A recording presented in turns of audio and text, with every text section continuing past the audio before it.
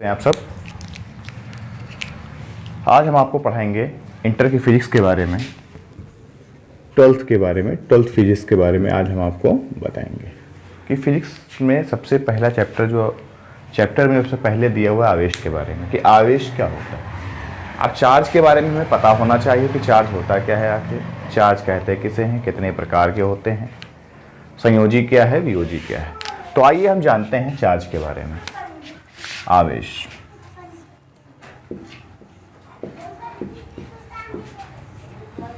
इसको चार्ज भी कहते हैं।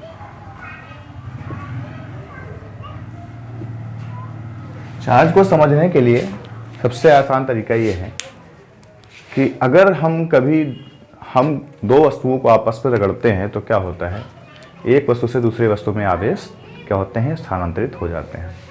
इसको समझने के लिए सपोज कर लीजिए यहाँ ये कोई रेशम का कपड़ा है, ये कोई कपड़ा है, ये कोई कपड़ा है, और अगर ये कोई कांच की स्केल है, कांच की छड़ है, क्या है ये, कांच की छड़। अगर इन दोनों को आपस में रगड़ा जाए, रगड़ने के पश्चात हम देखते हैं कि इसके आवेश इसमें और इसके आवेश इसमें आ जाते हैं, आवेशों का स्थानांतरण हो जाता है। जब आवेशों का स्थानांतरण हो जाता है तो हम यह कहते हैं कि वस्तु वैद्युतमय हो गई है। क्या कहते हैं, जब कांच की छड़ को कपड़े पर रगड़ा जाता है तो हम कहते हैं जो कांच की छड़ है कैसी हो गई है, वैद्युतमय हो गई, यानी इसको वैद्युत ने ग्रहण कर लिया है, इसका आवेशन हो गया, कांच की छड़ का आवेशन हो गया। जब ये आवेशन हो जाता है इसी को कहा जाता है कि वस्तु ने या पदार्थ ने आवेश को ग्रहण कर लिया। आइए हम जानते हैं आवेश के प्रकार क्या है।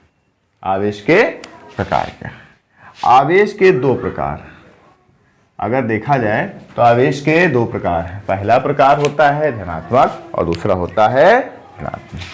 पहला होता है धनात्मक चार्ज और दूसरा होता है ऋणात्मक चार्ज,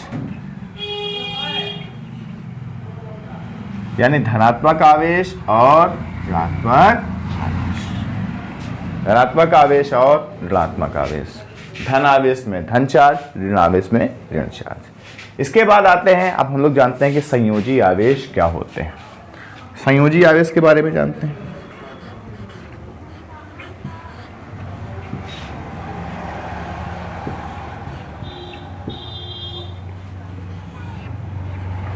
संयोजी आवेश को समझना बहुत आसान है, बहुत ही आसान। संयोजी आवेश क्या होते हैं, हम जब छोटे थे बचपन में तो मैग्नेट खेलते थे। क्या खेलते थे, मैग्नेट नहीं, चुंबक को खेलते थे।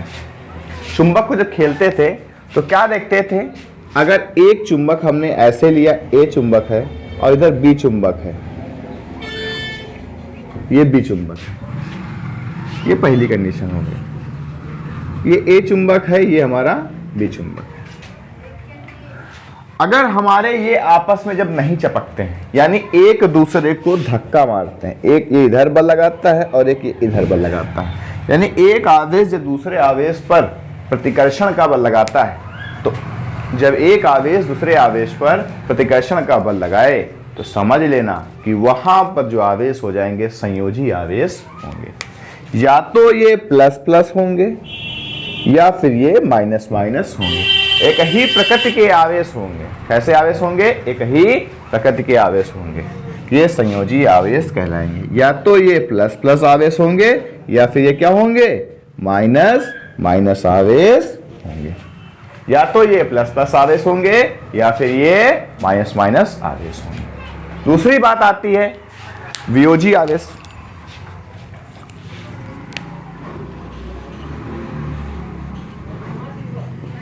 संयोजी आवेश, वियोजी आवेश। अब इसके बारे में जानते हैं क्या हो। दूसरी कंडीशन देखते हैं कि अगर ए और बी दो आवेश हैं हमारे पास और इन आवेशों को पास पास लाया जाता है तो ये एक दूसरे को आकर्षित करते हैं, एक दूसरे की तरफ बल लगाकर आकर्षित करते हैं। जब इस प्रकार के कोई आवेश होंगे तो ऐसे आवेशों को वियोजी आवेश कहते हैं। इसका समझने का सबसे आसान तरीका, एक पर प्लस होगा या माइनस होगा, दूसरे पर माइनस होगा या फिर क्या होगा, प्लस होगा। यानी जब विपरीत प्रकृति के आवेश होंगे, कैसे आवेश होंगे, विपरीत प्रकृति के जब आवेश होंगे तो वहां पर कैसा हो जाएगा, वियोजी आवेश होगा। वहां पर कैसे आवेश होंगे, वियोजी आवेश होंगे। अब देखा जाए वैद्युत आवेशन, क्या देखा जाए, वैद्युत आवेशन। वैद्युत आवेशन से पहले हम ये जानकारी ले लेंगे कि वैद्युत आवेशन से पहले चालक क्या होते हैं, अचालक पदार्थ क्या होते हैं। चालक पदार्थ के बारे में जानकारी लेते हैं।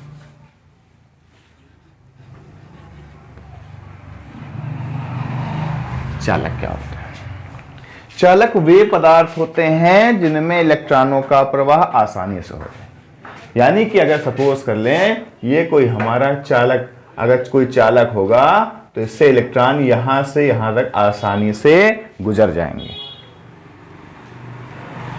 चालक वह पदार्थ होता है जिसमें इलेक्ट्रॉनों का आसानी से प्रवाह हो जाएगा, वही क्या होगा, चालक पदार्थ होगा। कौन सा पदार्थ होगा, चालक पदार्थ। और चालक पदार्थ की एक यह भी खासियत होती है कि अगर इसमें कोई भी एक आवेश अगर इसको दे दिया जाए, अगर कोई एक आवेश दे दिया, कहीं पर भी कोई आवेश दे दिया जाए, अगर सपोज किया जाए यहां पर अगर प्लस क्यू आवेश इसको दिया जाता है तो इसके समान रूप से आवेश क्या हो जाएंगे, फैल जाएंगे।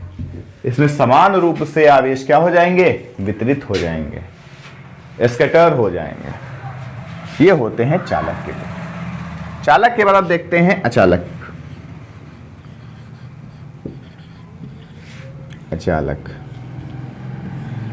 नॉन कंडक्टर, इसे कहते हैं नॉन कंडक्टर।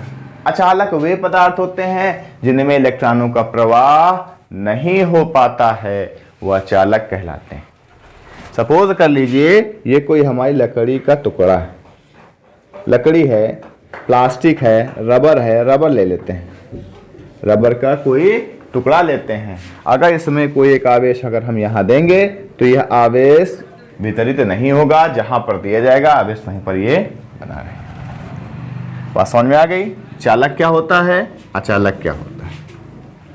इसके बाद हम लोग आते हैं आवेशन के बारे में पढ़ेंगे। आवेशन को समझने के लिए, आवेशन विद्युत रोधी पदार्थ यानी अचालक में भी होता है और चालक में भी होता है। विद्युत रोधी पदार्थ में,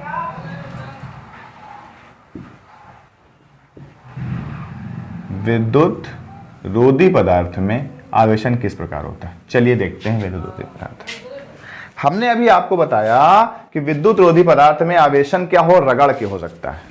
कैसे हो सकता है, रगड़ के हो सकता है। वही रेशम का कोई कपड़ा ले लेते हैं, रेशम का कपड़ा है हमारे पास और ये कोई कांच की छड़ है, अगर इसको हम क्या करते हैं, आपस में रगड़ते हैं तो हमारी कांच क्या हो जाती है, आवेशित हो जाती है। अगर बिल्ली की खाल पर एबोनाइट की छड़ को रगड़ना है, किसको, ये तो फर्स्ट हो गया। अगर इसके सेकंड बारे में समझें, बिल्ली की खाल पर, ये बिल्ली की खाल हो जाए, मान लीजिए बिल्ली की खाल हो गई और ये एबोनाइट की छड़ हो गई। किसकी छड़ हो गई, एबोनाइट।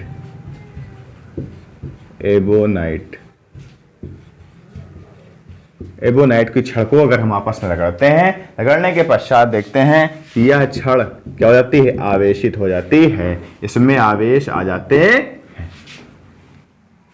यह तो बात हो गई विद्युत रोधी पदार्थों में आवेशन की। अगर अब यह देखा जाए कि चालक पदार्थों में आवेशन कैसे होता है, चालक पदार्थ कैसे चार्ज होते हैं, उसके बारे में अब आपको हम बताएंगे।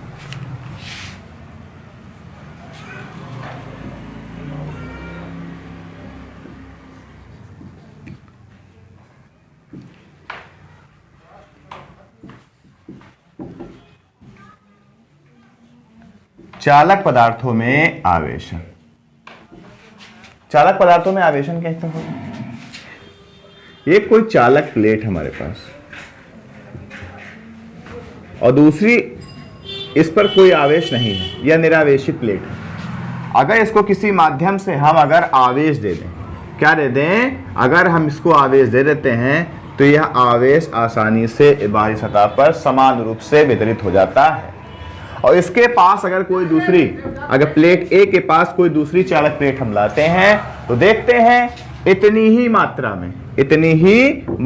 में क्या हो जाएगा, इतनी ही मात्रा में इस पे विपरीत प्रकृति के आवेश उत्पन्न हो जाते हैं। क्या होगा, विपरीत प्रकृति का, और मात्रा कितनी होगी आवेश की, उतने ही, जितने आवेश इस पर हुए उतने ही आवेश उस पर हुए। फर्क ये था कि ये धनात्मक प्लेट हो गई, ये ऋणात्मक प्लेट हो गई। इसे कहते हैं प्रेरण के सिद्धांत। इलेक्ट्रोमैग्नेटिक इफेक्ट की वजह से क्या हो गया, यहां पर प्रेरण के सिद्धांत से ऐसा हुआ। और अगर देखें कुंडली के माध्यम से, एक कोई कुंडली हमारे पास है, अगर इसमें हम लगा दें, एमीटर लगा दें, और इसके पास अगर इसके पास कोई चुंबक लेके आए, कोई भी चुंबक जिसका ये मान लीजिए ये चुंबक का N सिरा है और ये S सिरा है, चुंबक और कुंडली के मध्य अगर हम सापेक्ष गति कराते हैं, रिलेटिव मोशंस कराते हैं, due to relative motion between magnet and coil, अगर हम कॉइल के मध्य में यानी कुंडली और चुंबक के मध्य सापेक्ष गति कराते हैं तो इस पर क्या होता है, आवेश उत्पन्न हो जाते, यानी वैद्युत धारा का प्रवाह चालू हो जाता है। मगर दोनों में से किसी एक ही कराएंगे और एक को स्थिर रखेंगे, या तो हम कुंडली को स्थिर रखेंगे या फिर हम क्या रखेंगे, चुंबक को स्थिर रखेंगे। या तो हम कुंडली को स्थिर रखेंगे या हम चुंबक को स्थिर रखेंगे। जब इस तरह का होगा तो इस तरह से पदार्थ क्या हो सकता है, आवेशित किया जा सकता है। बहुत सारे प्रयोग हैं, फैराडे ने भी इस पर प्रयोग किए हुए हैं। और आपको ये वीडियो कैसे लगा, मैंने आपको विद्युत के बारे में बताया, विद्युत के प्रकार के बारे में बताया, संयोजी क्या होता है, वियोजी क्या होता है, आपको मैंने आवेशन पढ़ाया। आपको ये वीडियो कैसा लगा? अगर आपको ये वीडियो बहुत अच्छा लगा तो ज़रूर इस पर लाइक, कमेंट, शेयर जरूर करें और इस वीडियो को पहले जैसा प्यार आप दें। Thank you very much. जय हिंद।